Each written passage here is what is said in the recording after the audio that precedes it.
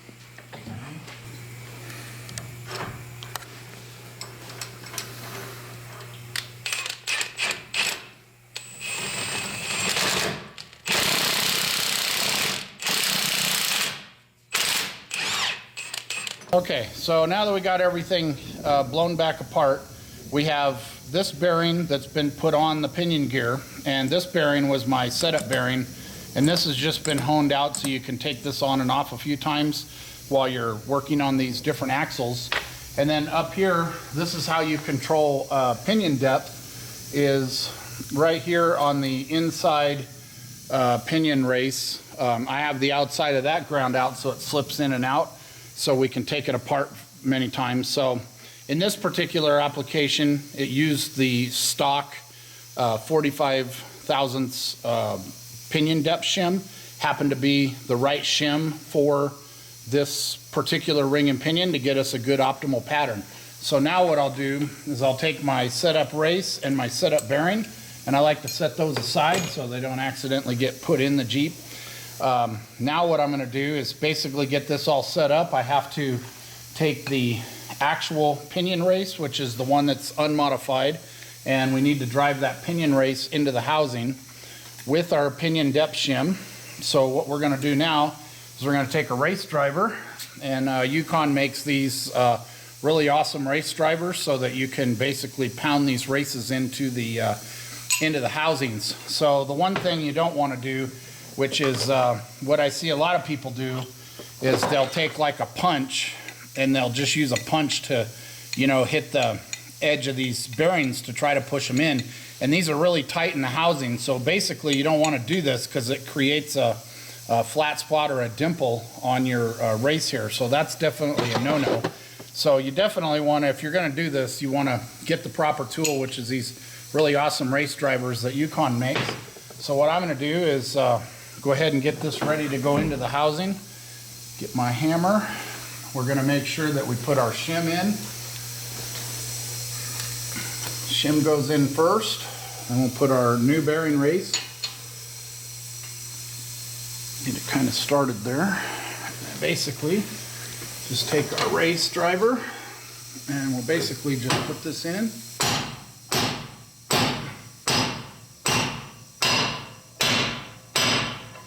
And you can usually hear when it bottoms out in there. So now our pinion depth shim and our new race is in place. So now we can go ahead and get the pinion ready to go back in the housing.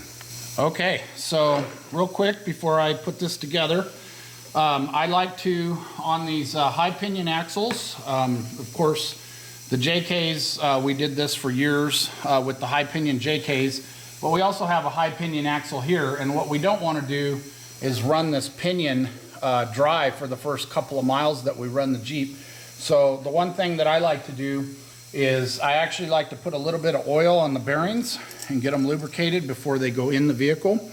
And then that way this is not running dry. So you just put a little bit of oil on here.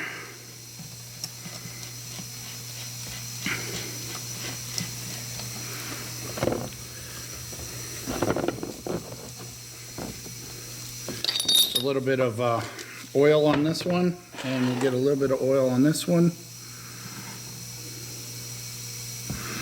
just to coat the bearings and make sure they don't run dry on the initial drive. And in case anybody's wondering if dry bearings will cause one to blow up in the first couple miles, I've personally done it, so I know it's possible. That's why we always lube the bearings before we put these together. So the other nice notable thing, I really like that Yukon added this nice little lip on the bottom of the crush sleeves, so when you got a bunch of these laying in your drawer, you'll remember that these are for the JL and Gladiator. So basically your crush sleeve goes on here, this bearing goes on here, you put it together and tighten it up, and then you basically will crank this down until this crush sleeve crushes to the right preload. And on this particular axle, it's around 19 inch-pounds, so we'll tighten this up until we get to the right inch-pounds, and then we'll be ready to put the carrier back in. This will be two parts because we have to set the bearing, and then we have to set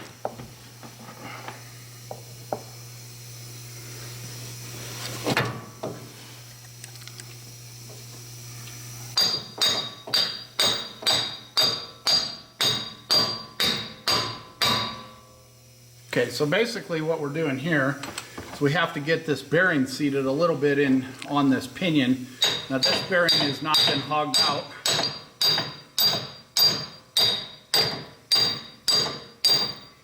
Okay. And then what I'm going to do is take the old pinion nut and we're going to run this down.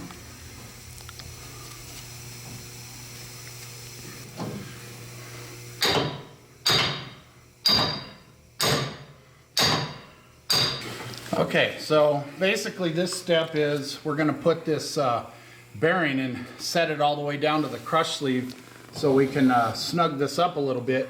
So what I like to do is just use the old nut. I'm not going to put the new one on yet, but we'll put the old nut on there. And basically what we're going to do is we're just going to run this down until the bearing gets tight. That way we can put the seal in the other washer in.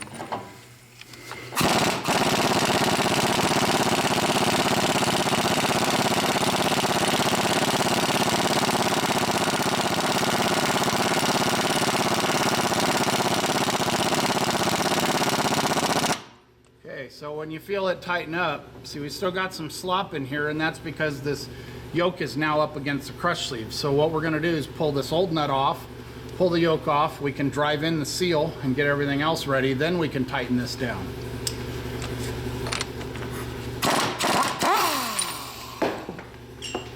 Okay.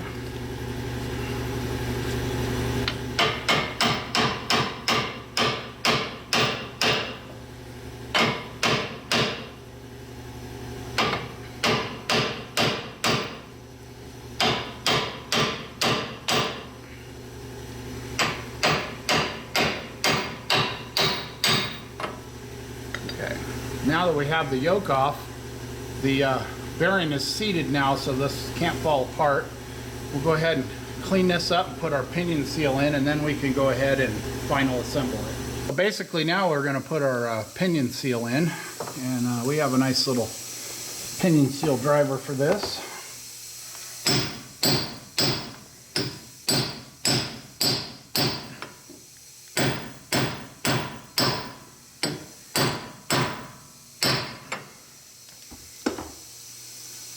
Okay, our pinion seal is in. Now we'll take our yoke, which I'm not using the stock Gladiator yoke because I'm going to be changing my drive shafts and I don't want to do my crush sleeve twice. So basically what I've done is I've gotten this 1350 yoke from JE Reel.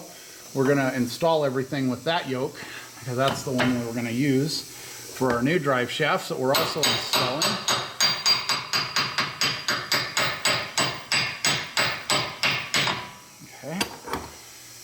And we got the washer, and we got a brand new nut over here. We got a nut.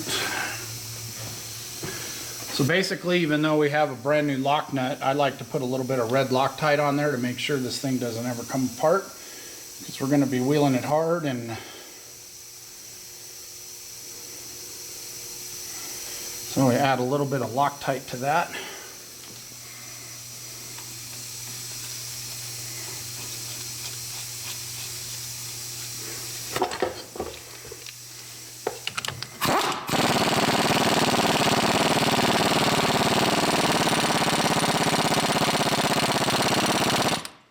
Okay, so that's as far as we can go with the regular impact. Now you'll notice there's still some play in here. That's because the bearings are up against the crush sleeve. So what we're going to do now is we're going to switch over to my Milwaukee cordless 1/2-inch impact gun, which happens to have a lot of forward torque. And if that one doesn't crush this sleeve, then I also have a 3/4 inch impact gun that we can use to tighten this down and crush the sleeve. Okay, so still got some play.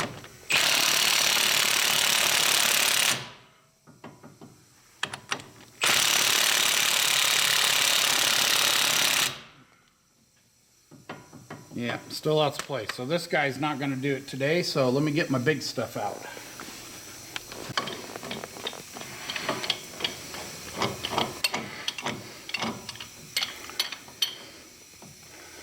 Okay, So basically what I'm going to do here is this gun hits really hard in order to crush the sleeve. So I'm going to use this pipe wrench to hold the yoke. There's a few different ways you can do this. The yoke tool, I like to use this because it's light and it's easy. And then basically what we're going to do is we're going to go ahead and tighten this up a little bit at a time.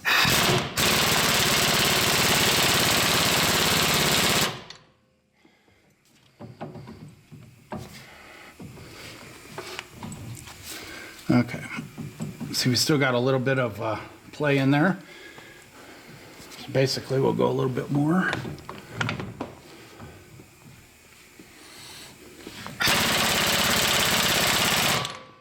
Okay, a little bit more.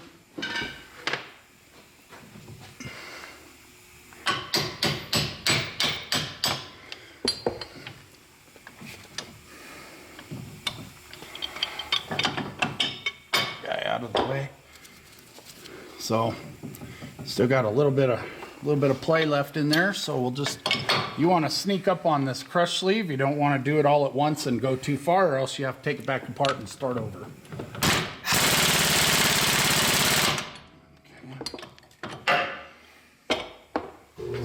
Okay, so now we don't have any more play in the crush sleeve, but we don't have very much drag on it. So now what we're going to do, we're going to use an inch-pound torque meter, and we want to see if we have any preload. So you can see that we have 0 preload on this. So we've got the play out of it, but it doesn't have any preload. So basically what we're going to do is we're just going to keep tightening it a little bit at a time till we sneak up on it. You can usually feel when it's getting close. And so let's get a little bit more on there. Okay.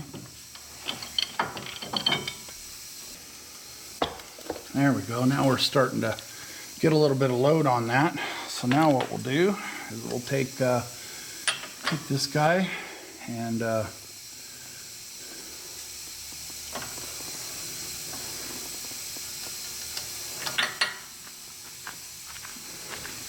oil worked around in there really good.